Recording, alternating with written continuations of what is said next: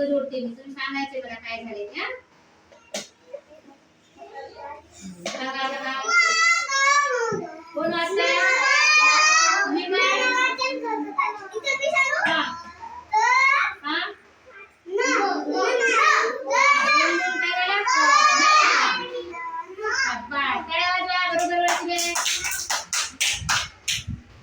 हे दोन शब्द कोण सांगणार आहे? पुन्हा येण्यात तुझं झालंय आता. हा, हे काय आहे? च. आणि हे ल. श्रेया सांग तू. च ल. बरोबर ओळखले.